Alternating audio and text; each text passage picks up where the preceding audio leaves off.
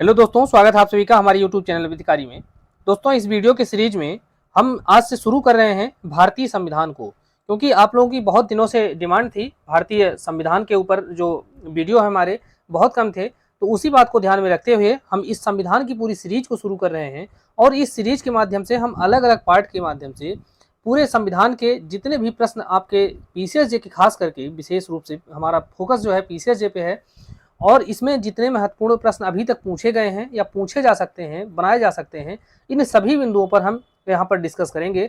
और यह हमारा जो पूरा क्रम है, सीरीज है, वह क्रम से चलेगा। और यह पूरा अनुच्छेद 1 से लेकर के, क्या आप कह सकते हैं, इसकी जो उद्देशिका है, इस उद्देशिका से लेकर के आगे हम जो है आगे बढ़ते हुए इस पूरे संविधान को एक संबंधित जो केस ला हैं, जो समय समय पर जजमेंट सुप्रीम कोर्ट के आए हैं, उनको, इन सारी बातों को एक साथ कवर करते हुए इस तरीके से हम आपके समक्ष रखेंगे कि आपका भारतीय संविधान के अंतर्गत जो भी डाउट रहा हो कभी भी, वह समाप्त हो जाए और आपको एक बेहतरीन कॉन्फिडेंस इस विषय के अंतर्गत आ सके। क्योंकि यह मौलिक विधि है, तो आप देखेंगे कि पीसीएसजे की परीक्षा चाहे जो उत्तर प्रदेश की हो, बिहार, राजस्थान, छत्तीसगढ़, झारखंड या कोई भी हिंदी भाषी प्रदेश है, तो उसकी जो पीसीएसजे की परीक्षा है, तो हमारा वीडियो यह उसके लिए बहुत कारगर साबित होगा। और जिस प्रकार से हमने अन्य वीडियो में आपने देखा है हमारे, तो वो आपके लिए कारगर रहे हैं, उसी प्रकार से यह भी कारगर होगा। तो इसमें हम शुरू में, इस पहला पार्ट है, तो यहाँ पर हम शुरू में सबसे पहले हम संविधान की उद्देशिका को देखेंगे और उद्देशिका की एक एक बातों को डिस्कस करेंगे, क्योंकि वह बहुत जरूरी है, उसका इंटरप्रिटेशन करना जरूरी है। और उसके अंतर्गत जो महत्वपूर्ण केस हैं, जो सिद्धांत हैं, सिद्धांत से संबंधित जो केस हैं, उन सब बातों को हम डिस्कस करेंगे। उसके बाद फिर हम आगे बढ़ेंगे, फिर प्रश्नों पर आएंगे और प्रश्न को देखेंगे किस तरीके के जो प्रश्न हैं वो पूछे गए हैं। तो आइए हम शुरू करते हैं भारतीय संविधान को। तो अगर आप लॉ के स्टूडेंट हैं तो आपको प्रियम्बल जो है याद होना ही चाहिए, और अदर जो सिविल एस्पिरेंट हैं तब भी आपको पता होना चाहिए उद्देशिका क्या है, इसके शब्द क्या है। अब ये जो शब्द आपसे पूछे जाते हैं वह कैसे पूछे जाते हैं आपसे, हम इसका भी डिस्कस करेंगे। तो आइए सबसे पहले देखते हैं कि हमारी उद्देशिका क्या है। तो इसमें देखिए कि हम भारत के लोग, यह बात सबसे पहले आपको पकड़ना है कि हम भारत के लोग, हम भारत के लोग अब आगे क्या कर रहे हैं।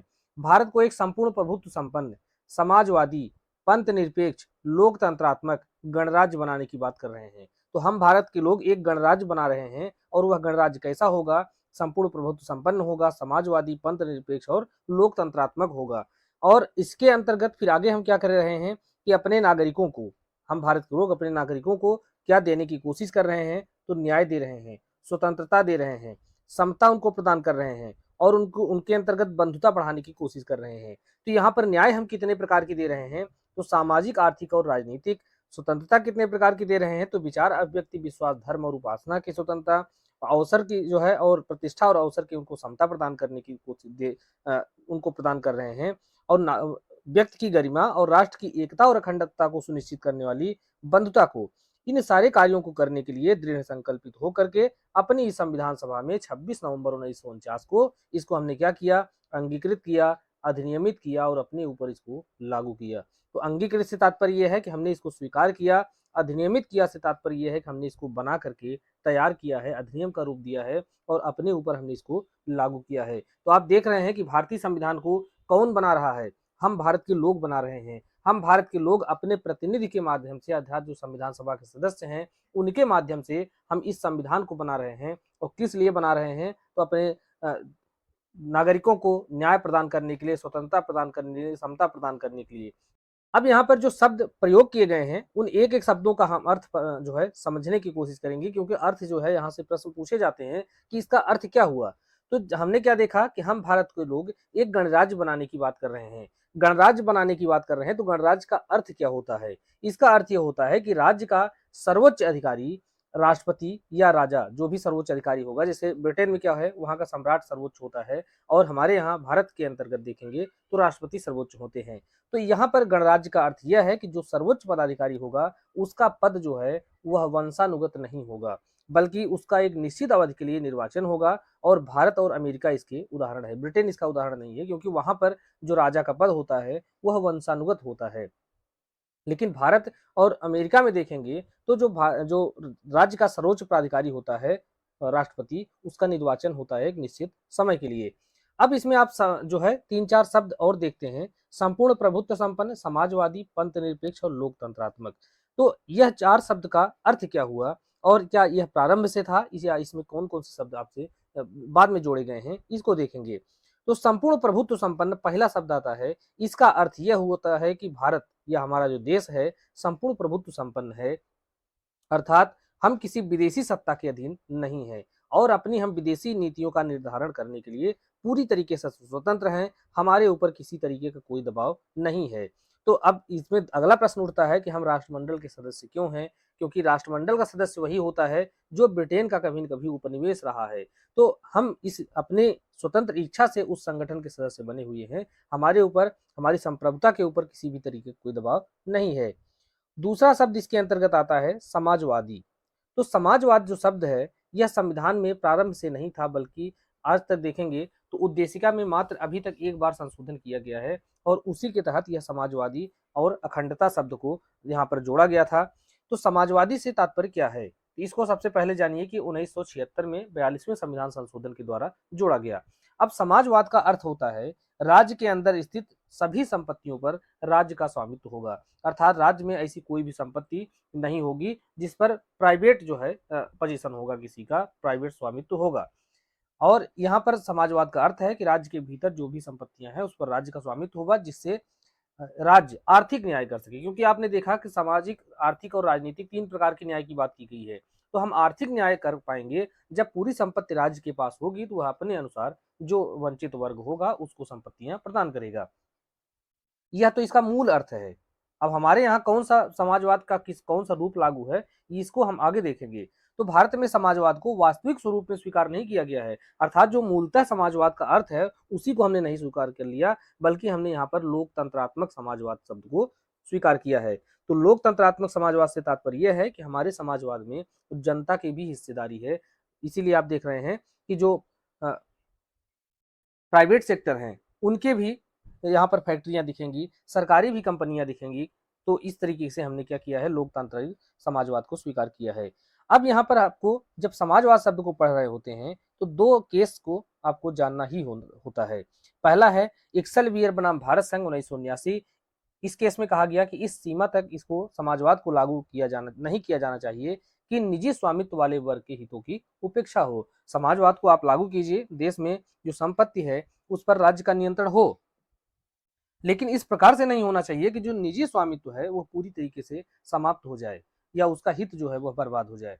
दूसरा आप देखेंगे डी.एस. नकारा बनाम भारत संघ 1983 का केस है, यह भी सुप्रीम कोर्ट का है। यहाँ पर कहा गया कि समाजवाद का मूल तत्व कमजोर वर्ग और कर्मकारों के जीवन स्तर को ऊंचा करना है और उनके लिए जन्म से लेकर के मृत्यु तक सामाजिक सुरक्षा की गारंटी देना है। तो इसका अगर आप इंटरप्रिटेशन करेंगे तो आप पाएंगे कि जन्म से लेकर के महिला जब गर्भवती होती है तो उसको टीके लगते हैं फ्री में सरकार के द्वारा, उसको पूरा जन्म तक उसको निःशुल्क रूप से, अगर आप देखेंगे गरीब परिवार है तो उसको पुष्टाहार और जो स्वस्थ रहने के लिए आवश्यक खाद्य सामग्री है वो उपलब्ध कराई जाती है। अस्पताल में जन्म कराया जाता है, वहाँ भी निःशुल्क होता है।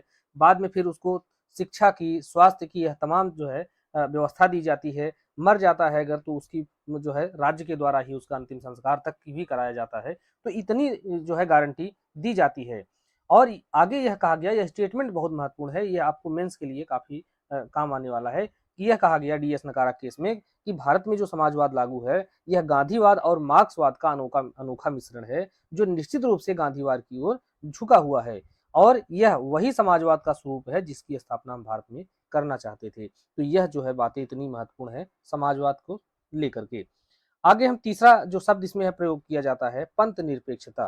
तो इसका अर्थ क्या है, हम इसको भी देखेंगे। तो देखिए, पंथ निरपेक्षता भी प्रारंभ से भारतीय संविधान की उद्देशिका के अंतर्गत नहीं था, बल्कि इसको 42वें संविधान संशोधन 1976 के द्वारा जोड़ा गया। और एक शब्द में इसका एक वाक्य में इसका अर्थ क्या होता है इसको समझिए। तो राज्य किसी भी धर्म को राज धर्म के रूप में मान्यता नहीं देगा। यह राज्य नहीं कहेगा कि यह भारतीय धर्म है। यहाँ के लोगों का अलग अलग अपना धर्म होता है, लेकिन यह भारत देश का धर्म है। भारत किसी धर्म को अपना एक राजधर्म के रूप में मान्यता नहीं देगा, बल्कि वह क्या करता है, सभी धर्मों के साथ समान व्यवहार करता है। इसके संबंध में आपको 2 केस जरूर पता होनी चाहिए। एक तो एस आर बोम्मई बनाम भारत संघ का केस है, जिस मामले में कहा गया कि पंथ निरपेक्षता संविधान का आधारभूत ढांचा है। यह बहुत महत्वपूर्ण है, जैसा कि आप आधारभूत ढांचे का कॉन्सेप्ट जानते हैं। इसको आपके केस में कौन सा था, केशवानंद भारती के केस में इसको प्रतिपादित किया गया था और उसी कॉन्सेप्ट को यहाँ पर लागू किया गया कि जो पंथ निरपेक्षता है वह संविधान का आधारभूत ढांचा है और इसमें सभी धर्मों व सामाजिक धार्मिक समुदायों के साथ समान व्यवहार किया जाएगा और भारतीय परिप्रेक्ष्य में पंथ निरपेक्षता का सकारात्मक रूप है। सकारात्मक रूप और नकारात्मक रूप से तात्पर्य यह है कि हम किसी धर्म को नहीं मानते, हम सारे धर्मों के को नकार रहे हैं, यह हो गया नकारात्मक रूप। लेकिन हम सभी धर्मों के प्रति समान व्यवहार कर रहे हैं, उनको समान रूप से सम्मान देते हैं, यह हो गया सकारात्मक रूप। तो यहाँ पर आप जो है भारतीय परिप्रेक्ष्य में अगर बात करेंगे तो पंथ निरपेक्षता का सकारात्मक रूप को स्वीकार किया गया है। अगला केस आता है अरुण राय का, यह 2002 का है, सुप्रीम कोर्ट का। इस मामले में कहा गया कि जो पंथ निरपेक्षता का सकारात्मक अर्थ है, जिसके अनुसार सभी धर्मों का ज्ञान होना चाहिए। अब सकारात्मक स्वरूप जैसा कि आपने देखा एस आर बोम्मई के केस में इसको अपनाया गया, तो इस सकारात्मक रूप का अर्थ यहाँ पर बताया जा रहा है अरुणा राय के केस में। यहाँ पर बताया गया कि सकारात्मक अर्थ यह होता है कि सभी धर्मों का ज्ञान होना चाहिए और जब ज्ञान होगा तभी उसके प्रति लोग आदर कर सकेंगे। यहाँ आगे कहा गया कि नागरिकों को सभी धर्म का ज्ञान कराया जाए ताकि उनमें एक दूसरे के प्रति आदर का भाव उत्पन्न हो। यह बात हो गई पंथ निरपेक्षता की। अब लोकतंत्र चौथा शब्द आता है, तो लोकतंत्र का अर्थ क्या होता है कि जनता के द्वारा निर्वाचित प्रतिनिधि देश का शासन चलाते हैं। तो यहाँ पर जो भारत का शासन चलाने वाला व्यक्ति है, जो प्रधानमंत्री है, वह जनता के द्वारा चुन करके एक सांसद के रूप में चुन करके जाता है और फिर वही जो है प्रधानमंत्री बनता है। अगर वह डायरेक्ट लोकसभा का सदस्य जनता के द्वारा नहीं चुना जाता है तो हम जिस व्यक्ति को चुनते हैं विधायक के रूप में, हम जनता ने विधायक को चुना और विधायक और जो है वह मिल करके फिर क्या करते हैं, सांसद और विधायक मिल करके एक राज्यसभा के सदस्य को जो है चुनते हैं, फिर राज्यसभा का सदस्य जो है वह भी प्रधानमंत्री बन सकता है। तो लोकतंत्र में जो सरकार होती है जनता की होती है, जनता के लिए होती है और जनता के द्वारा बनाई जाती है।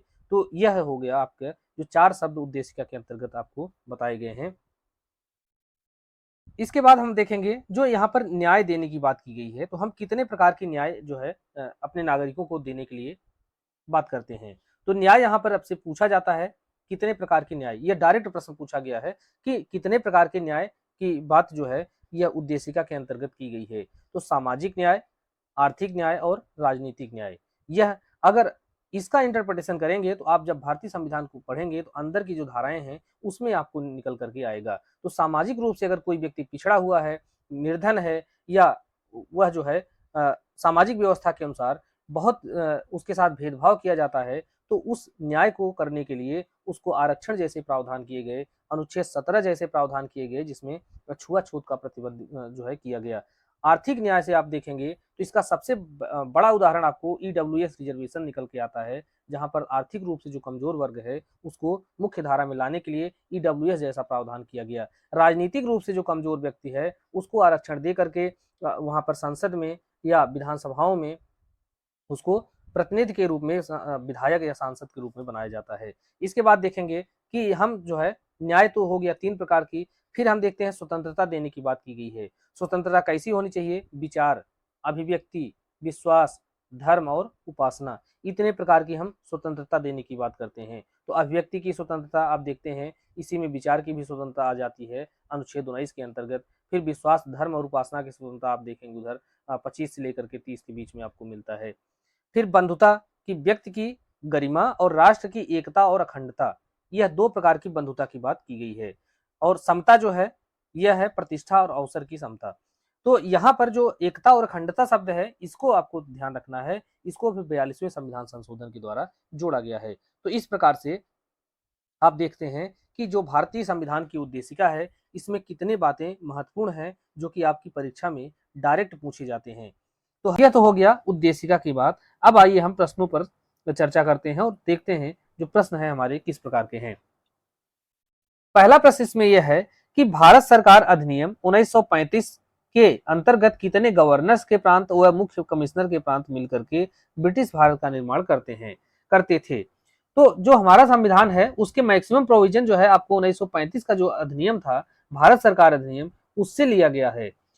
तो सारे तो नहीं, लेकिन काफी जो प्रावधान है वहां से हमने अडॉप्ट किए हैं, लिए हैं।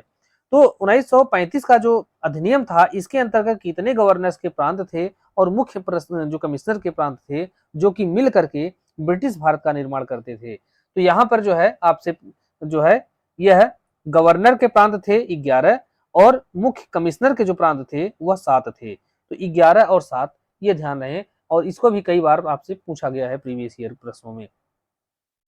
तो इसमें जो है दूसरा विकल्प आपका सही होगा। अगला प्रश्न है, भारत सरकार अधिनियम के अधीन एक संरक्षक न्यायालय का गठन किया गया। एक संरक्षक न्यायालय का गठन किया गया था। उस संरक्षक का न्यायालय का जो नाम था वह क्या था? तो उस संरक्षक का नाम था संघीय न्यायालय, जिसको आप फेडरल कोर्ट कहते हैं। तो इसको जो है 1935 के अधिनियम के तहत इसको स्थापित किया गया था। 1935 के अधिनियम के तहत ही इसको स्थापित किया गया था, फेडरल कोर्ट को। इसे हिंदी में संघीय न्यायालय कहा जाता है। अब यह संघीय जो न्यायालय है, इसकी स्थापना किस उद्देश्य से की गई थी, किस लिए की गई थी, तो यह जो है आपको जानना आवश्यक है। तो फेडरल कोर्ट की स्थापना का जो उद्देश्य था, यह था कि संघ और इसमें शामिल होने वाली इकाइयों के बीच में अगर कोई संवैधानिक विवाद का उठता है तो उनका निपटारा करना, यह था फेडरल कोर्ट का कार्य या उद्देश्य। लेकिन प्रीवी काउंसिल एक दूसरा कोर्ट आप देखते हैं कि एक हमारे यहाँ प्रीवी काउंसिल भी चलती थी अंग्रेजों के समय में। तो प्रीवी काउंसिल का जो पर्पस था वह सिविल और आपराधिक मामलों की अपील सुनता था। तो दोनों कोर्ट के बीच में आपको अंतर यहाँ पर स्पष्ट होना चाहिए। फेडरल कोर्ट या संघीय न्यायालय किस लिए था? वह राज्य और केंद्र के बीच में अगर कोई झगड़ा है तो उस विवाद को निपटाने के लिए इसका जो है कार्य था, इसके लिए इसका गठन किया गया था। जबकि प्रीवी काउंसिल क्या था कि जो सिविल और आपराधिक मामले हैं उसका निपटारा करता था। अगला प्रश्न है, माउंटबेटन योजना के परिणाम स्वरूप कौन सा अधिनियम पारित किया गया था? तो माउंटबेटन योजना के परिणाम स्वरूप यह अधिनियम था 1947 का, भारत स्वतंत्रता अधिनियम 1947। यह जो है पूछा जाता है कि किस योजना के तहत पारित किया गया था, तो आपका उत्तर होगा माउंटबेटन योजना के परिणाम स्वरूप भारत का जो स्वतंत्रता अधिनियम 1947 पारित किया गया, और इसको जो है 1947 में जुलाई में पारित किया गया था। अगला प्रश्न है, निम्नलिखित में से किसके द्वारा भारत में द्वैध शासन की स्थापना हुई थी? कौन सा ऐसा अधिनियम था जिसके तहत भारत में द्वैध शासन स्थापित किया गया? तो द्वैध शासन से क्या तात्पर्य है? ऊपर है केंद्र सरकार और इसके अंतर्गत आती है राज्य सरकार। तो यहाँ दोनों स्थानों पर अलग अलग शासन व्यवस्था होगी, और यहाँ पर है नागरिक। इनके ऊपर जो है केंद्र का भी जो है नियंत्रण रहेगा, राज्य का भी नियंत्रण रहेगा। इस प्रकार से दो तरीके से जो है शासन चलाई जाने की व्यवस्था की गई, जिसको द्वैध शासन कहा गया, और इसको जो है 1919 में इसको लागू किया गया था, भारत सरकार अधिनियम 1919 के तहत। और दूसरा प्रश्न इसको यह पूछा जाता है कि द्वैध शासन को जो है प्रांतों से कब हटाया गया? 1935 के अधिनियम के तहत इसको प्रांतों से हटा दिया गया, और 1935 के तहत इसको प्रांतों से हटा करके पूरे भारत में लागू किया गया या केंद्र में लागू कर दिया गया। तो दो तरीके के प्रश्न पूछे जाते हैं। एक तो यह पूछा जाए सबसे पहले द्वैध शासन कब लगाया गया, तो 1919 में। दूसरा तरीका यह है कि प्रांतों में द्वैध शासन कब लगाया गया, तो वो भी 1919 में ही आता है। और केंद्र में द्वैध शासन कब लगाया गया? 1935 में लगाया गया था, 35 के अधिनियम के द्वारा लगाया गया था। तो वही बातें यहाँ पर बताई गई हैं कि भारत सरकार अधिनियम 1919 के द्वारा भारत के प्रांतों में द्वैध शासन की स्थापना की गई, जिसे भारत सरकार अधिनियम 1935 के द्वारा हटा दिया गया था। जब 1935 के द्वारा इसको हटाया गया, उसके बाद इसको केंद्र में लागू कर दिया गया, परंतु इस अधिनियम के संघ संबंधी प्रावधानों के लागू न होने के कारण इसको स्थापित नहीं किया जा सका था, मूर्त रूप इसे नहीं दिया जा सका। अगला प्रश्न है भारतीय संविधान सभा की बैठक के बारे में। अब देखिए, संविधान सभा की बैठक के संदर्भ में आपसे जो प्रश्न पूछा जाए तो सबसे पहले आपका काम यह है कि आप उस प्रश्न को ध्यान से पढ़ें। हमसे पूछा जा रहा है संविधान सभा की प्रथम बैठक कब हुई थी? तो संविधान सभा की पहली बैठक की बात अगर करेंगे तो यह हुई थी 9 दिसंबर 1946 को। 9 दिसंबर 1946 को हुई थी, और यहीं पर पूछा जाता है कि जो पहली बैठक हुई, इस पहली बैठक की अध्यक्षता किसने किया था? तो पहली बैठक की अध्यक्षता जो है वह किए थे एस.एन. सिन्हा, अर्थात सच्चिदानंद सिन्हा ने इसकी अध्यक्षता की थी।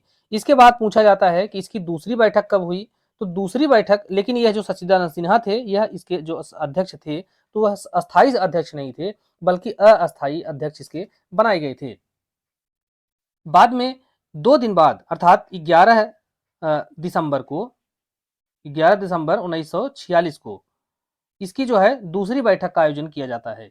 तो संविधान सभा का जो दूसरी बैठक का आयोजन होता है वह 11 दिसंबर 1946 को होता है और इसी बैठक में जो है अस्थाई जो सदस्य अध्यक्ष बनाए जाते हैं वह डॉक्टर राजेंद्र प्रसाद बनाए जाते हैं। तो पहली बैठक अगर पूछी जाए तो वो 9 दिसंबर को होती है। इसके अंतर्गत एस एन सिन्हा को इसका अध्यक्ष चुना जाता है, लेकिन यह अस्थाई नहीं होते, अस्थाई होते हैं और अस्थाई अध्यक्ष चुना जाता है डॉक्टर राजेंद्र प्रसाद को, लेकिन 11 दिसंबर 1946 को। तो इस प्रकार से आपसे पूछा जाता है और इनके ऊपर प्रश्न अलग से बनता है कि अस्थाई और अस्थाई कौन थे, कब बनाए गए थे। तो इसको आपको ध्यान रखना है। अगला प्रश्न है, संविधान सभा के संबंध में निम्नलिखित में से कौन सा कथन सही नहीं है। तो संविधान सभा के संदर्भ में यहाँ पर कथन कौन सा सही नहीं है, इसको देखना है। तो पहला कथन यह है कि इसका गठन 1946 में हुआ था। तो संविधान सभा का जो गठन हुआ यह 1946 में हुआ था, यह बात बिल्कुल सही है। दूसरा है कि इसकी पहली बैठक 11 दिसंबर 1946 को हुई। तो यह कथन गलत है, क्योंकि अभी आपने पढ़ा कि इसकी पहली बैठक 11 दिसंबर को नहीं हुई थी बल्कि 9 दिसंबर को हुई थी। 9 दिसंबर को इसकी पहली बैठक हुई थी, तो इसलिए दूसरा जो कथन है वह गलत होगा। तीसरा कथन है डॉक्टर सच्चिदानंद सिन्हा को संविधान सभा का अस्थायी अध्यक्ष चुना गया, यह बात भी बिल्कुल सही है। और चौथा है डॉक्टर राजेंद्र प्रसाद संविधान सभा के अस्थायी अध्यक्ष चुने गए, तो यह भी सही है। तो यहाँ पर हमारा जो गलत है वह दूसरा विकल्प गलत है कि इसकी पहली बैठक 11 दिसंबर को नहीं हुई थी बल्कि 9 दिसंबर 1946 को हुई थी।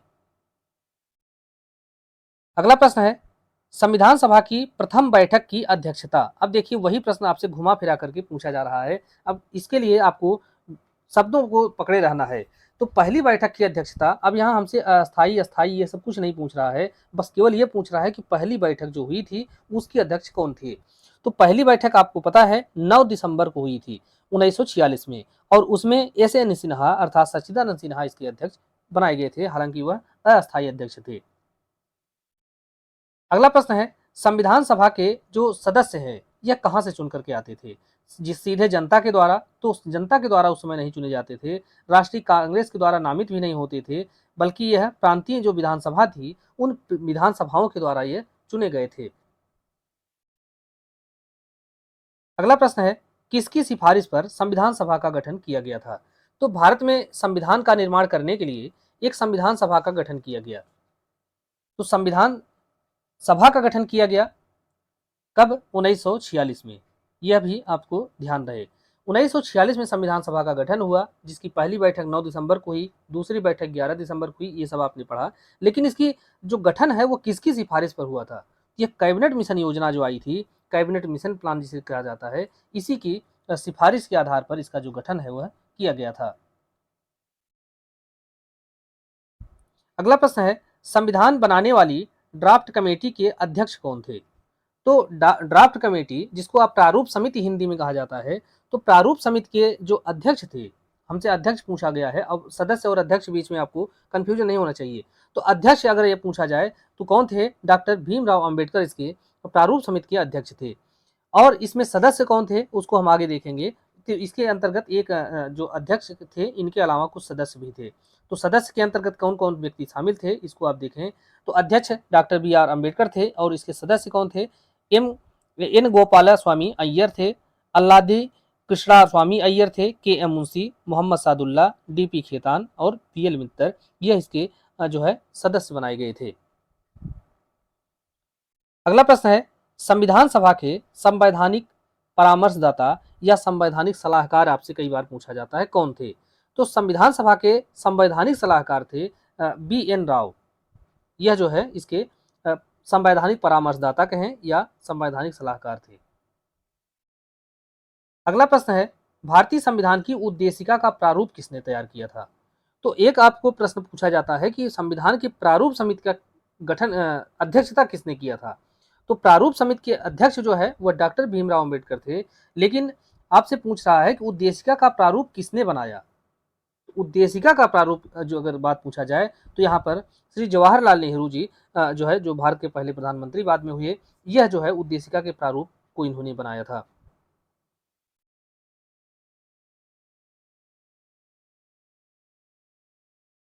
अगला प्रश्न है, संविधान सभा के द्वारा विरचित भारत का संविधान अंतिम रूप से अंगीकृत एवं अधिनियमित किया गया था। तो जैसा कि आपने उद्देशिका के अंतर्गत देखा, उद्देशिका में क्या है कि 26 नवंबर 1949 को हम इस संविधान को क्या करते हैं, अंगीकृत, अधिनियमित और आत्मर्पित करते हैं, यह शब्द आपको मिलता है।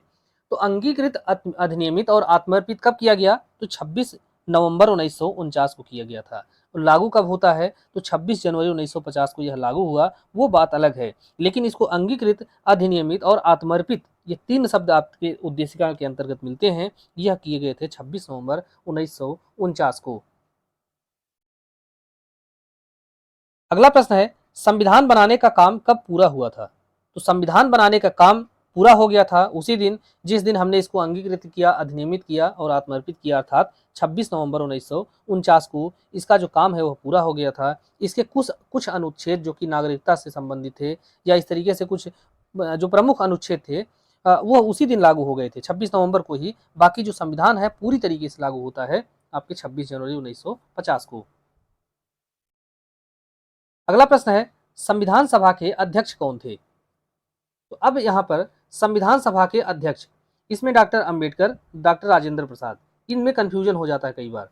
तो संविधान सभा की बात की जा रही है, प्रारूप समिति की बात अगर की जाती तो वहां पर डॉक्टर अंबेडकर होते, लेकिन संविधान सभा की अध्यक्षता की बात हो रही है तो डॉक्टर राजेंद्र प्रसाद जो है इस यहाँ पर ये क्या थे, अध्यक्ष थे। तो अध्यक्ष थे, यह अस्थाई अध्यक्ष थे। और अस्थाई की अगर कभी पूछा जाए तो वह कौन थे, एस एन सिन्हा थे। अगला प्रश्न है, संविधान पर संविधान सभा के सदस्यों का अंतिम रूप से हस्ताक्षर। अब यहां से आपसे जो है दो प्रश्न पूछे जाते हैं और इन दोनों ही प्रश्नों में एक कंफ्यूजन पैदा हो जाता है। एक तो सदस्यों का कब सिग्नेचर हुआ, दूसरा अध्यक्ष का सिग्नेचर कब हुआ, यह आपसे पूछा जाता है। तो सदस्यों ने आपकी संविधान सभा पर हस्ताक्षर कब किया था, तो 24 जनवरी 1950 को, अर्थात 26 जनवरी 1950 को हमारा जो संविधान लागू हुआ है उसके ठीक 2 दिन पहले ये जो सदस्य हैं यह इस पर साइन किए थे, हस्ताक्षर किए थे। लेकिन अगर अध्यक्ष की बात की जाए तो अध्यक्ष जो है 11 नवंबर 1949 को किए थे। अध्यक्ष ने कब किया था, तो 11 नवंबर, 11 नहीं बल्कि 26 नवंबर है ये, जिस दिन हमारा संविधान बन करके तैयार हुआ। जिस दिन संविधान हमारा बन करके तैयार हुआ उस दिन अध्यक्ष ने साइन किया था, 26/11/1949। जिस दिन संविधान बन करके तैयार हुआ उस दिन अध्यक्ष ने इस पर हस्ताक्षर किया और जब लागू होना था, लागू होने से 2 दिन पहले अर्थात 24 जनवरी 1950 को इस पर सदस्यों ने साइन किया है। तो आपको यहां पर जो है कंफ्यूजन नहीं होनी चाहिए, दोनों बातें याद होनी चाहिए। तो वही बातें यहाँ पर लिखी गई हैं कि 24 जनवरी 1950 को 284 सदस्यों ने संविधान पर हस्ताक्षर किया। तो यह सदस्य संख्या भी आप याद रखिए क्योंकि प्रश्नों का पैटर्न बदल रहा है, कब कौन सी प्रश्न आपसे पूछ लिए जाए कोई भरोसा नहीं है। तो संविधान सभा के अध्यक्ष कब किए हैं, तो 26 नवंबर 1949 को, जबकि हमारा संविधान बनकर के तैयार हुआ था। तो इस संविधान सभा में कुल 12 अधिवेशन हुए। जो हमारा संविधान बनकर बनाया गया है तो उस बनाने के प्रक्रम में जो 2 साल 11 महीना 18 दिन लगा है उसमें जो है कुल 12 अधिवेशन हुए थे और 26 जनवरी को यह लागू कर दिया गया। और जब 26 जनवरी को संविधान लागू किया गया उसी के साथ साथ जो संविधान सभा थी अब उसका काम नहीं रह गया, उसको समाप्त कर दिया गया क्योंकि अब उसका स्थान हमारी संविधान ने ले लिया है। अगला प्रश्न है, संविधान सभा के अध्यक्ष ने संविधान पर कब हस्ताक्षर किया। तो अध्यक्ष की अगर बात आए तो जिस दिन हमारा संविधान बन करके तैयार हुआ था उसी दिन जो है इस पर अध्यक्ष महोदय ने साइन कर दिया था। अगला प्रश्न है, संविधान सभा ने राष्ट्रीय ध्वज तिरंगा को स्वीकार किया है। तो राष्ट्रीय ध्वज तिरंगा को हम कब स्वीकार किए हैं, तो 22 जुलाई को इसको स्वीकार किया गया है राष्ट्रीय ध्वज के रूप में। और आपसे पूछा जाता है 24 जनवरी की तारीख 1950 की, तो 24 जनवरी को इस पर जो सदस्य हैं वह हस्ताक्षर किए हैं संविधान पर और 26 जनवरी को संविधान हमारा लागू होता है। और 15 अगस्त को क्या है, हमको स्वतंत्रता मिलती है। तो यह जो है यह जो 4 इसमें तिथियां दी गई हैं, ये चारों आपको पता होनी चाहिए, चारों बहुत महत्वपूर्ण हैं। अगला प्रश्न है विधिक सेवा दिवस। अब यहाँ पर आपको दो बातें कंफ्यूज करती हैं, एक तो विधिक सेवा दिवस और दूसरा है विधि दिवस। तो विधिक सेवा दिवस राष्ट्रीय विधिक सेवा प्राधिकरण की जो जिस दिन स्थापना होती है, अर्थात 9 नवंबर को, तो इसी दिन जो है विधिक सेवा दिवस मनाया जाता है। लेकिन विधि दिवस कब मनाया जाता है, तो 26 नवंबर को जो है यह मनाया जाता है, क्योंकि इसी दिन हमारा संविधान बन करके तैयार हुआ था, इसलिए इसको विधि दिवस के रूप में मनाया जाता है। और कभी कभी आपसे प्रश्न पूछा जाता है कि विधि दिवस 26 नवंबर को मनाया जाता है किस वर्ष से, तो 1979 से यह जो है विधि दिवस के रूप में 26 नवंबर को मनाया जा रहा है। और विधिक सेवा दिवस, तो विधिक सेवा प्राधिकरण की जो स्थापना है 9 नवंबर को की गई थी, इसलिए 9 नवंबर 1995 को इसकी स्थापना की गई थी, तो इसलिए जो है 9 नवंबर को विधिक सेवा दिवस के रूप में मनाया जाता है।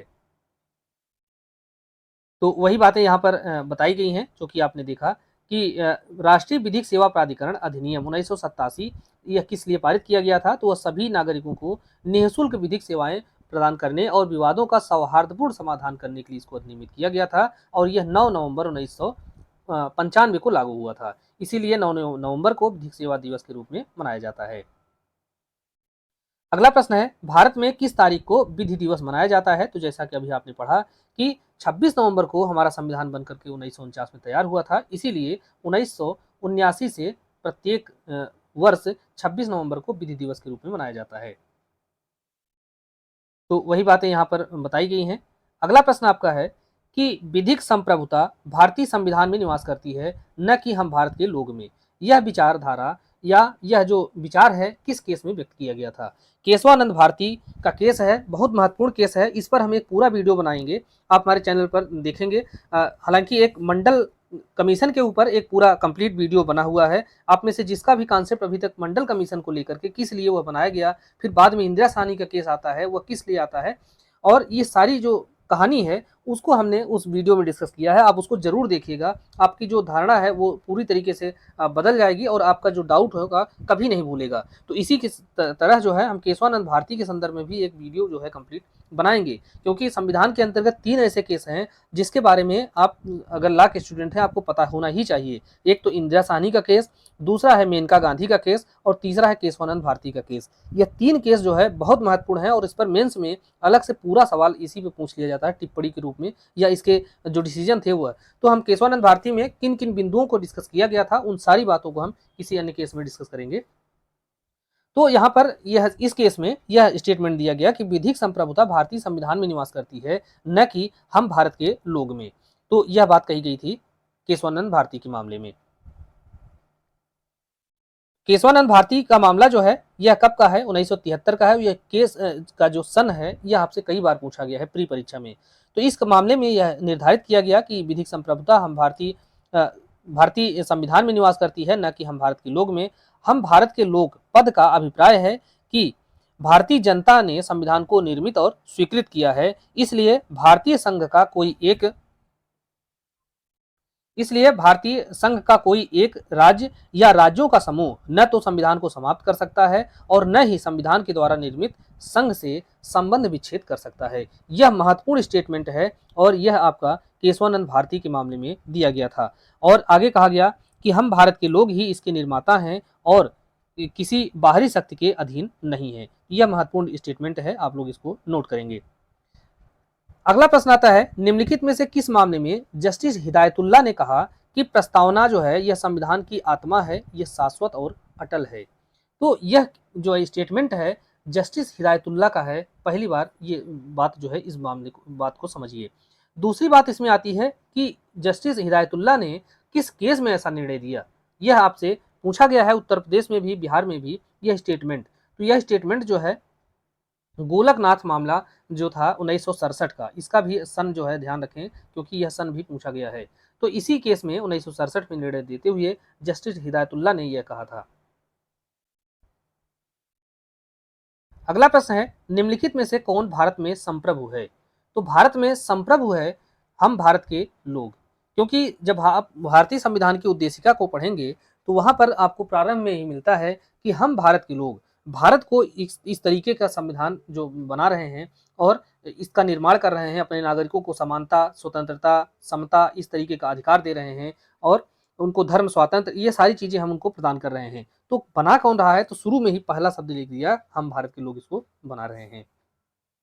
तो संप्रभु कौन है? हम भारत के लोग हैं और हम भारत को लोग ही यह डिसाइड करेंगे कि भारत का जो शासक होगा, प्रधानमंत्री होगा, राष्ट्रपति होगा, वो कौन होगा, ये हम निर्धारित करते हैं।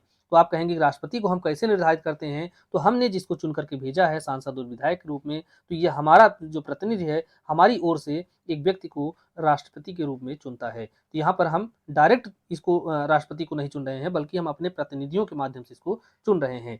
तो हम भारत के लोग क्या हुए? भारत में सर्वोच्च शक्ति हैं। तो जनता ने ही संविधान को अंगीकृत और अधिनियमित किया है और डॉक्टर अंबेडकर का इस पे एक स्टेटमेंट है, इस संविधान का आधार जनता है एवं इसमें निहित प्राधिकार और प्रभुसत्ता सब जनता से प्राप्त हुई है। जनता ने ही वोट दे करके सारे अधिकार बनाने के लिए, सारे कानून बनाने के लिए एक जो है विधायिका का जो है चुनाव किया है और विधानमंडल का जो सदस्य हैं वो हमारे द्वारा ही चुन करके जाते हैं। तो इस प्रकार से संविधान का आधार ही जनता है और इसमें निहित प्राधिकार और प्रभुसत्ता सब जनता से प्राप्त है। अगला प्रश्न है कि भारतीय संविधान किसको समर्पित है? तो भारतीय संविधान जो किसको समर्पित है, इसको देखेंगे, हम भारत के लोगों को समर्पित है। अगला प्रश्न है, निम्नलिखित में से कौन सा कथन असत्य है? तो हमको ये शब्द पकड़ना है, सत्य या असत्य हमसे पूछा किया जा रहा है। पहला है कि उद्देशिका जो है यह संविधान निर्माताओं के विचारों को जानने की कुंजी है। यह बात बिल्कुल सही है, क्योंकि प्रत्येक कानून की, प्रत्येक अधिनियम की एक उद्देशिका होती है, जिसमें यह बताया गया होता है कि हम इस विधि का निर्माण किस उद्देश्य से कर रहे हैं। तो इस प्रकार से जो संविधान निर्माता हैं, वह उनके जो विचार हैं उस अधिनियम को या उस कानून को बनाने का, उसमें जो है उद्देशिका में ही मिल जाता है। उद्देशिका जो है जनता के आदर्शों, आशाओं, निष्ठा और आकांक्षाओं का सम्मिलित करती है, ये बात भी सही है। और उद्देशिका संविधान निर्माताओं के आशय और संविधान के उद्देश्यों को सम्मिलित करती है, ये बात भी सही है। और चौथा कथन है कि संविधान की उद्देशिका का कोई महत्व नहीं है। यह कथन बिल्कुल गलत है, क्योंकि संविधान की उद्देशिका का महत्व है, आगे हम केस के माध्यम से देखेंगे। इस पर केशवानंद भारती का केस आता है, इंद्री बेरूवारी का केस आता है, तो उसमें हम जो है इस बात को और बेहतर तरीके से देखेंगे किस प्रकार से बाद में निर्णय यहाँ पर दिए गए हैं। तो यहाँ पर जो चौथा विकल्प है यही सही नहीं है। तो इन दी बेरूबारी का केस आता है 1960 का। अब यह केस का जो ईयर है, आप कुछ महत्वपूर्ण केस हैं उनको आप लोग ध्यान रखेंगे। हालांकि इस पर हमें केस पर एक अलग वीडियो पूरा हम अपलोड करेंगे, तो आप लोग उसको देखिएगा, जिस पर जो भारतीय संविधान के जो लीडिंग केस हैं, जो अलग अलग विषयों से संबंधित हैं, उन सभी पर एक तरीके से हम आपको वीडियो प्रोवाइड कराएंगे, तो उसमें आप लोग समझिएगा। हालांकि यहाँ पर आपको देखना है कि इन बेरूबारी बनाम यूनियन का जो मामला है 1960 का, इस मामले में सर्वोच्च न्यायालय ने कहा कि उद्देशिका संविधान निर्माताओं के विचारों को जानने की कुंजी है। अब यह स्टेटमेंट आपसे पूछा गया है और आगे पूछा भी जाएगा। लेकिन इसी के अंतर्गत एक बात और कहा गया कि जो उद्देशिका है, यह संविधान निर्माताओं के विचारों को जानने की कुंजी है, लेकिन संविधान का अंग नहीं है। इसके न रहने से संविधान के मूल उद्देश्यों पर कोई अंतर नहीं पड़ता। न तो यह किसी प्रकार की उद्देशिका जो है, न तो किसी प्रकार की शक्ति प्रदान करती है, न कोई शक्ति किसी से छीनती है। तो इस प्रकार से यह जो स्टेटमेंट है इंद्री बेरूबारी का है। बाद में जो केशवानंद भारती का केस आता है 1973 में, तो बेरूबारी के मामले में दिए गए निर्णय को यहाँ पर उलट दिया गया और यह निर्धारित किया गया कि उद्देशिका जो है यह संविधान का भाग है और इसके उपबंधों के निर्वचन में उद्देशिका का बहुत महत्व है। यह जो निर्णय है केशवानंद भारती का है। तो यहाँ पर उद्देशिका के संदर्भ में अगर आप दो केस को याद रखेंगे तो आपका जो प्रश्न है वो गलत नहीं होगा। एक तो इन दी बेरूबारी और दूसरा केशवानंद भारती का। अगला प्रश्न है, भारत के संविधान की प्रस्तावना में भारत के लोगों ने भारत को क्या बनाने के लिए संकल्प लिया है? तो भारतीय संविधान में अगर आप देखेंगे तो शब्द जो मिलते हैं आपको, संपूर्ण प्रभुत्व संपन्न समाजवादी पंथ निरपेक्ष लोकतंत्रात्मक गणराज्य। तो हम भारत को एक गणराज्य बना रहे हैं और गणराज्य कैसा होना चाहिए? वह संपूर्ण प्रभुत्व संपन्न होना चाहिए, लोकतंत्रात्मक होना चाहिए, समाजवादी होना चाहिए और पंथ निरपेक्ष होना चाहिए। तो यह 4 बातें हमको देखना है। तो इसमें 3 बातें हैं तो यह तो होगा ही नहीं। संपूर्ण संपन्न प्रभुत्व संपन्न समाजवादी लोकतंत्रात्मक गणराज्य। तो यहाँ पर ये भी सही है, लेकिन अ, एक शब्द इसमें छूटा हुआ है, इसलिए यह जो है पूर्ण नहीं है। तो प्रभुत्व संपन्न समाजवादी पंथ निरपेक्ष लोकतंत्रात्मक गणराज्य, तो यह जो है हमारा तीसरा जो स्टेटमेंट है यह सही है। और इस प्रकार से हम इस तरह के जो गणराज्य है उसको बनाने के लिए हम संकल्प लेते हैं। उद्देशिका के अंतर्गत ही यह मिलता है। तो इस प्रकार से आप देख रहे हैं कि उद्देशिका केवल अकेले आपने अगर तैयार कर लिया तो कोई भी परीक्षा हो आपको 1 से 2 प्रश्न आपको मिलना ही मिलना है। तो शुरू में ही आपने उद्देशिका को देखा, उसके ऊपर जो भी प्रश्न हैं और जो भी उस पे केस हैं, उन सभी को हमने इसीलिए एक स्थान पर डिस्कस किया है। तो अगला है कि उद्देशिका में संपूर्ण प्रभुत्व संपन्न समाजवादी पंथ निरपेक्ष लोकतंत्रात्मक गणराज्य बनाने का संकल्प लिया गया है। और प्रस्तावना में यह समाजवादी पंथ निरपेक्ष और अखंडता ये 3 शब्द 42वें संशोधन के द्वारा 1976 में जोड़े गए हैं। और अभी तक उद्देशिका के अंतर्गत केवल और केवल एक ही संशोधन हुआ है, वह था 42वां संविधान संशोधन। अगला प्रश्न है, उद्देशिका के निर्वचन में संविधान के निर्वचन में उद्देशिका का क्या महत्व है? तो संविधान के निर्वचन में उद्देशिका असुसंगत है, यह बिल्कुल गलत है। सुसंगत है, किंतु वहीं जहां मूल संरचना के तत्वों को जानना है, यह भी गलत है। तो जहां कहीं भी उपबंध का अर्थ संदिग्ध है, वहां पर उसको स्पष्ट करने के लिए यह सुसंगत है। तो इंद्र बेरुवारी का मामला आया था, यहां पर यह निर्णय दिया गया था कि संविधान के किसी उपबंध की भाषा अगर अस्पष्ट या संदिग्ध है तो उसके अर्थ को स्पष्ट करने के लिए उद्देशिका की सहायता ली जा सकती है। और इसी संदर्भ में इंद्र बेरुवारी के मामले में यह कहा गया कि उद्देशिका जो है यह संविधान की क्या है, कुंजी है। तो इस स्टेटमेंट को आपको याद रखना है। तो वही बातें यहाँ पर है कि इंद्र बेरुवारी का केस 1960 का सुप्रीम कोर्ट का, यह कहा गया कि जहां संविधान के किसी उपबंध की भाषा अस्पष्ट या संदिग्ध है तो वहां पर इसको स्पष्ट करने के लिए उद्देशिका की सहायता ली जाती है। और इसी के संदर्भ में इसको संविधान की कुंजी कहा गया। अगला प्रश्न है, भारतीय संविधान की उद्देशिका के संदर्भ में क्या सही है? तो यहाँ पर क्या सही है इसको देखेंगे। तो संविधान का यह भाग नहीं है, यह बात बिल्कुल गलत है, क्योंकि केशवानंद भारती के केस में यह निर्धारित किया गया कि जो उद्देशिका है यह संविधान का भाग है। और दूसरा है कि प्राप्त किए जाने वाले लक्ष्यों को इंगित करती है। तो यह बात बिल्कुल सही है कि हमें कौन से लक्ष्य हासिल करने हैं अपने संविधान के माध्यम से, इस बात का जिक्र आपको उद्देशिका में ही मिल जाता है। वहीं पर बताया गया है कि हम भारत को एक तरीके से पंथ निरपेक्ष लोकतंत्रात्मक गणराज्य बना रहे हैं, जो कि कैसा होगा, संपूर्ण प्रभुत्व संपन्न होगा, समाजवादी होगा, पंथ निरपेक्ष होगा और लोकतांत्रिक होगा। और इस तरीके के गणराज्य बनाने के लिए हम जो है ये अपना लक्ष्य निर्धारित किए हैं। उसके अलावा हम अपने नागरिकों को न्याय देंगे, स्वतंत्रता देंगे, समता प्रदान करेंगे, धर्म आदि की ये सारी बातें उसमें जिक्र किया गया है। फिर उन्हीं उद्देश्यों को आप देखेंगे अलग अलग अनुच्छेद के अंतर्गत उसका उल्लेख मिलता है। तो उस स्रोत को इंगित नहीं करती जिससे संविधान को अधिकार प्राप्त होता है। यह बात बिल्कुल सही है, क्योंकि गलत है, क्योंकि उस स्रोत को इंगित करती है कि हम भारत के लोग हैं, संविधान को अधिकार देते हैं। और तीसरा चौथा है कि संविधान निर्माताओं के मस्तिष्क की खोलने की चाबी नहीं है, तो यह भी कथन गलत है। यहाँ पर आपका जो दूसरा विकल्प है यही सही है। अगला प्रश्न है, प्रस्तावना संविधान के उद्देश्यों को प्रकट करती है, निम्नलिखित में से कौन सही नहीं है?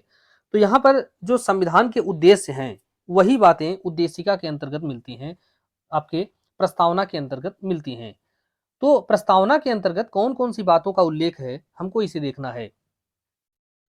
सामाजिक, आर्थिक, धार्मिक न्याय, यही बात गलत है। सही नहीं पूछा है तो यही गलत है, क्योंकि आप उद्देशिका को देखेंगे तो वहां पर सामाजिक, आर्थिक और राजनैतिक न्याय की बात की गई है। धार्मिक न्याय शब्द का उल्लेख उद्देशिका के अंतर्गत कहीं नहीं दिया गया है। तो हमसे सही नहीं पूछ रहा है, तो पहला ही सही नहीं है। इसके अलावा हमें जो स्वतंत्रता प्रदान की गई है वह विचार, अभिव्यक्ति, विश्वास, धर्म और उपासना, यह 5 स्वतंत्रता हमको दी गई है।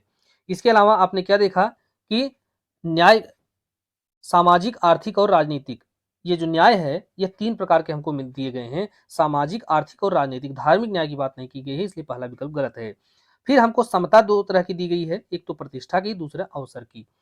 उसके बाद जो बंधुता को की बात की गई है तो वह व्यक्ति की गरिमा और राष्ट्र की एकता और अखंडता को स्थापित करने वाली जो बंधुता है।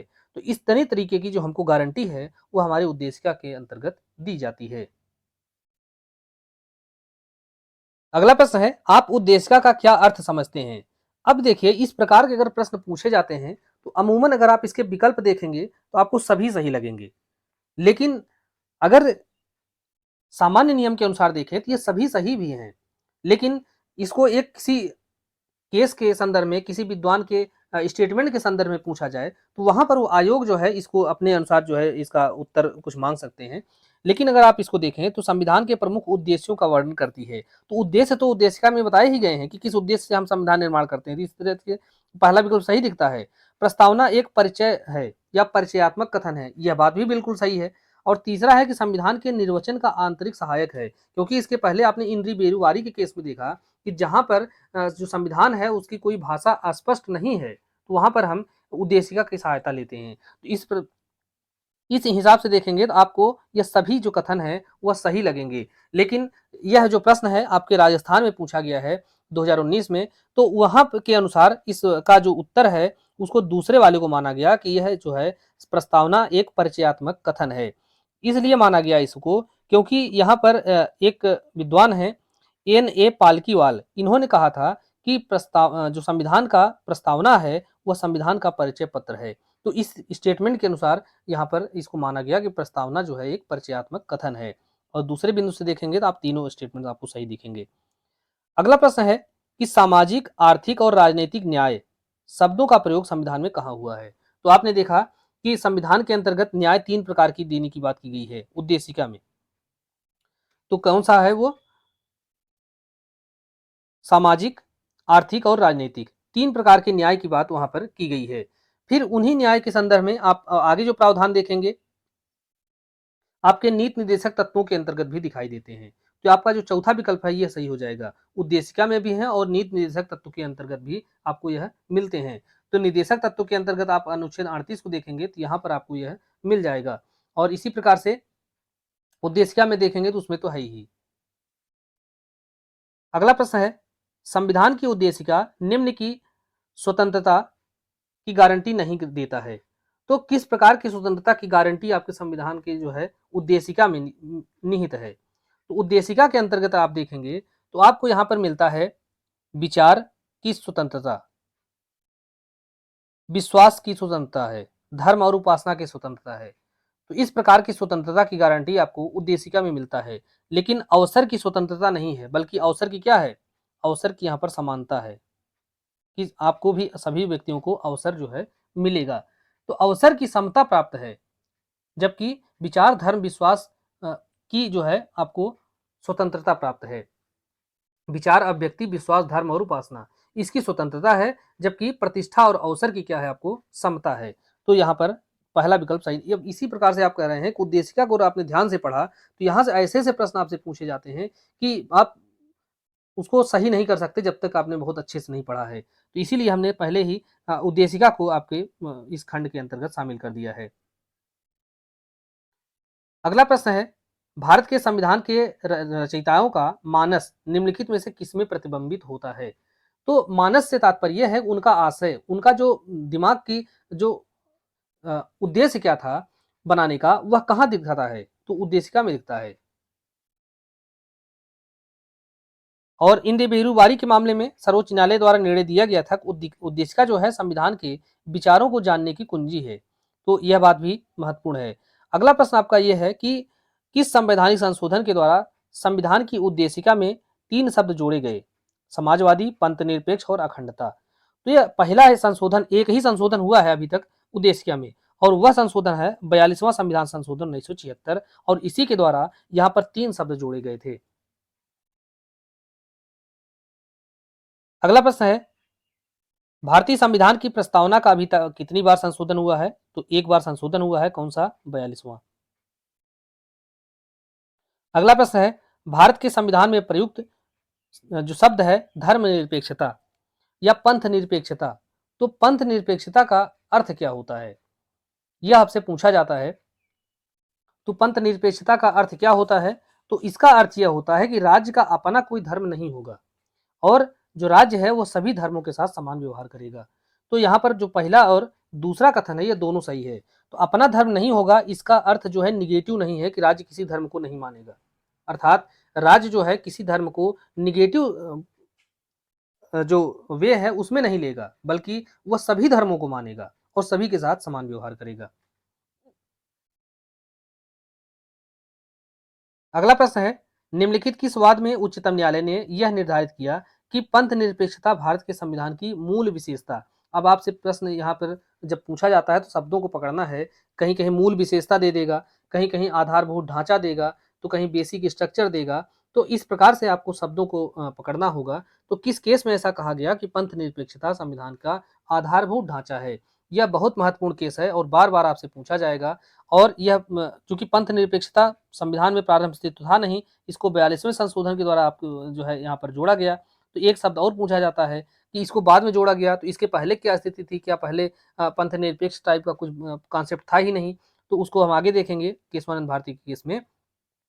लेकिन इस प्रश्न का आपका जो उत्तर है वह यह है कि पंथ निरपेक्षता को संविधान की मूल विशेषता या बेसिक स्ट्रक्चर घोषित किया गया था। एस आर बुम्बई बनाम भारत संघ का मामला 1994 का था, इसी मामले में इसको घोषित किया गया था।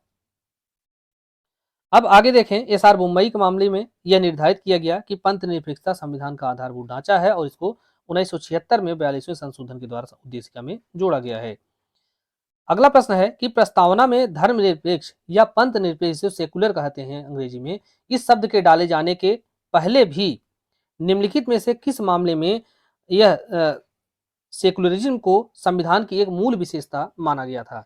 तो मूल विशेषता जो है इसके पहले भी माना गया था, वह केस था केशवानंद भारती बनाम केरल राज्य, वर्ष इसका है 1973। तो यहाँ पर भी जो है एस आर बुम्बई के केस के पहले भी और जो आपका 42वां संशोधन है उसके पहले भी यह मान लिया गया था केशवानंद भारती के मामले में कि यहाँ पर जो पंथ निरपेक्षता है वह संविधान का मूल ढांचा है या मूल विशेषता है। अब देखिए कि 42वें संशोधन के द्वारा 1976 में पंथ निरपेक्षता को यहाँ पर शामिल किया गया है। इसके पहले केशवानंद भारती के मामले में मूल विशेषता जो है इसको माना गया था और संविधान के मूलभूत ढांचे के कुछ उदाहरण भी और बताए गए। केशवानंद भारती में बहुत सारे जो कॉन्सेप्ट जो प्रतिपादित किया गया बेसिक स्ट्रक्चर का, उसी के आधार पर फिर यहाँ पर संविधान की सर्वोपरिता, सरकार का गणतंत्रात्मक एवं प्रजातंत्रात्मक रूप, संविधान का धर्मनिरपेक्ष स्वरूप, विधानमंडल, कार्यपालिका और न्यायपालिका के बीच में शक्तियों का पृथक्करण और संविधान की परिसंघीय प्रकृति, यह सभी क्या है? यह संविधान की बेसिक स्ट्रक्चर के अंतर्गत आते हैं। तो आपसे यह पूछा जाएगा समय समय पर। अगला प्रश्न है, हमारे संविधान की उद्देशिका का सर्वाधिक महत्व संविधान का अर्थान्वयन और निर्वचन उद्देशिका में अव्यक्त महान और उच्च आदर्शों के प्रकाश में किया जाना चाहिए। जस्टिस सीकरी ने यह मत किस केस में व्यक्त किया था? तो जस्टिस सीकरी, अगर मान लीजिए यह स्टेटमेंट आपको नहीं पता है तो आपको जस्टिस सीकरी का नाम पता होना चाहिए कि केशवानंद भारती के मामले में यह न्यायाधीश थे, न्यायमूर्ति थे। तो आप इस तरीके से भी लगा सकते हैं कि यह जो स्टेटमेंट है अगर जस्टिस सीकरी हैं तो सीकरी साहब जो है यह केशवानंद भारती के मामले में वह न्यायमूर्ति थे, तो उन्होंने ही इस केस में यह स्टेटमेंट दिया होगा। अगला प्रश्न है, निम्नलिखित में से किस वाद में यह कहा गया कि संविधान की उद्देशिका संविधान का अभिन्न और क्रियात्मक भाग है?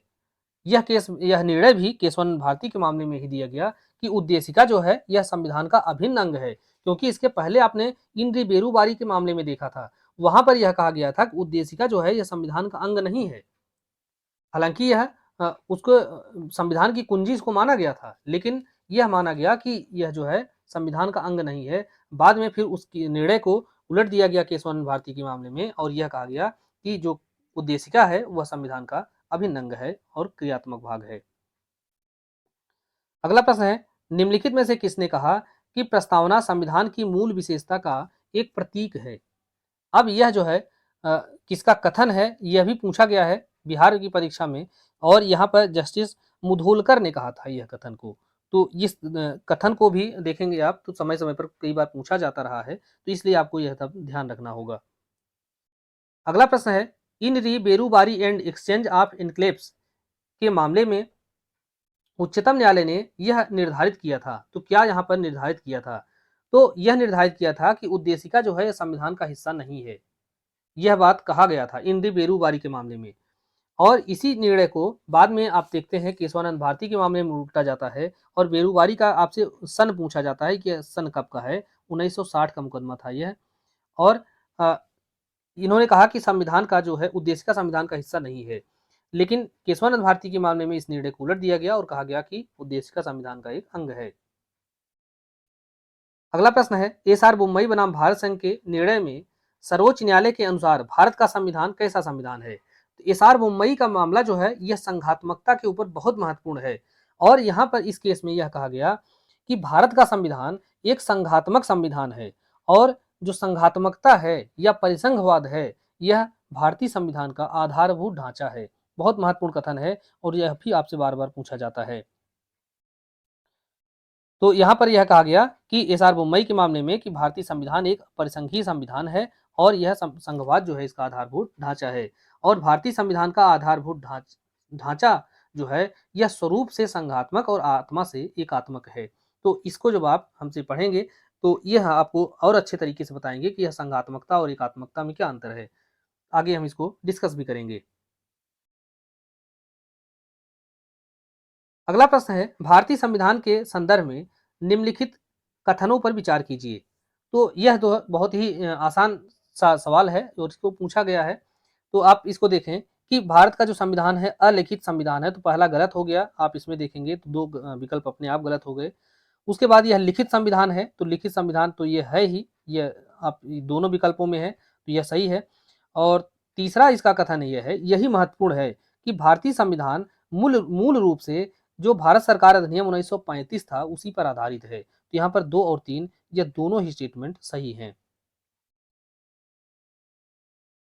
अगला प्रश्न है, भारतीय संविधान सर्वप्रथम एवं प्रमुख रूप से एक सामाजिक दस्तावेज है। यह कथन जो है यह भी खूब पूछा जाता है और आपको यह ध्यान रखना चाहिए कि भारतीय संविधान सर्वप्रथम और प्रमुख रूप से एक सामाजिक दस्तावेज, या यह भी पूछ सकता है कि किसने भारतीय समाज को एक सामाजिक दस्तावेज कहा। यह थे ग्लेनविल ऑस्टिन। इन्होंने जो है भारतीय संविधान को एक सामाजिक दस्तावेज कहा है। अगला प्रश्न है, निम्न में से किसके विषय में जस्टिस गजेंद्र गडकर ने कहा कि यह हमारे देश में संविधान के द्वारा प्रदत्त जीवन के प्रजातांत्रिक स्वरूप का आधार और आधार स्तंभ है। तो यहाँ पर यह कहा गया था किसके संदर्भ में, तो मूल अधिकार के संदर्भ में कहा गया था। हालांकि यहाँ पर जो आप देख रहे हैं कई प्रश्न रिपीटेड भी हो रहे हैं, लेकिन जब आप अगला पार्ट पे देखेंगे तो आपको निश्चित रूप से ये सारे जो खंड हैं, सारे जो प्रश्नों का कलेक्शन है, यह बहुत ही कारगर साबित होंगे। और हमारी उद्देश्य यह है कि आप हमारे प्रश्न जो कलेक्शन है इससे बाहर जो है आपकी जो परीक्षा है वह न जाए और आप सभी जो प्रश्न हैं आसानी से सही कर पाएँ। इसी उद्देश्य से हम ये जो प्रश्नों का जो कलेक्शन है उसको हम इसमें शामिल कर रहे हैं। हालाँकि कुछ प्रश्न हैं एक ही जैसे आपको ज़रूर दिखते होंगे, लेकिन उसको आपके सामने से वो जितनी बार गुज़रेगा आप उसको आसानी से सही कर पाएँगे। तो यहाँ पर जस्टिस गजेंद्र गडकर ने यह किस केस में कहा था, तो सज्जन सिंह बनाम राजस्थान राज्य का मामला था 1965 का। इसको जब आप संविधान संशोधन पढ़ेंगे तो वहाँ पर ये सब केस आपको मिलेगा। तो यहाँ पर यह कहा गया कि मूल अधिकारों के संबंध में अवधारित किया गया कि यह हमारे देश में संविधान के द्वारा प्रदत्त जीवन के प्रजातांत्रिक स्वरूप का आधार और आधार स्तंभ है। तो यह स्टेटमेंट जो है आपको याद रखना चाहिए। अगला प्रश्न है, भारतीय संविधान में प्रस्तावना का कॉन्सेप्ट कहाँ से लिया गया है। अब देखिए इस तरह के जो प्रश्न पूछे जाएं तो इसको आपको एक जगह पर आपको हम दे देंगे तो आप आसानी से ध्यान रख पाएंगे कि कौन सा जो कॉन्सेप्ट है किस देश से लिया गया है। तो प्रस्तावना का जो कॉन्सेप्ट हमसे पूछा जाता है कि कहाँ से लिया गया है, तो प्रस्तावना का जो है यूएसए अर्थात संयुक्त राज्य अमेरिका से इसका जो प्रावधान है हमने ग्रहण किया है। अगला प्रश्न है, निम्नलिखित में से किसने कहा कि भारतीय संविधान एक केंद्रीकृत प्रकृति वाला परिसंघात्मक संविधान है। यह कथन जो है आपसे खूब पूछा जाता है। एक तो यह पूछा जाता है कि केंद्रीय प्रवृत्ति वाला परिसंघ, और दूसरा यह पूछा जाता है किसने कहा कि अर्ध जो है परिसंघ है। तो इन दोनों ही कथनों को अगर आप देखेंगे तो आपको दोनों को एक साथ देखना होगा। तो इसमें आपसे पूछा गया है कि केंद्रीय प्रवृत्ति वाला परिसंघ किसने कहा, तो यह कहा है केसी हेयर ने। केसी हेयर ने नहीं, बल्कि इसको सर आइवर जेनिंग्स ने कहा है। और केसी हेयर साहब ने कहा था कि यह अर्धसंघीय है, अर्थात क्वासी फेडरल इसको कहा था। तो ये हम केसी हेयर का भी प्रश्न आगे देखेंगे। तो सर आइवर जेनिंग्स ने कहा कि भारतीय संविधान एक केंद्रीकृत प्रभुत्व वाला परिसंघीय संविधान है, यह कथन। दूसरा है, जेनिंग्स ने भारतीय संविधान को विश्व का सबसे बड़ा संविधान भी यही कहे थे। तो दोनों बातें जेनिंग्स के संबंध में आपको याद रखना चाहिए। एक तो केंद्रीय प्रभुत्व वाला परिसंघ कहा, और दूसरा ये कहा कि यह भारत दुनिया का सबसे बड़ा संविधान है। अब आइए केसी हेयर का।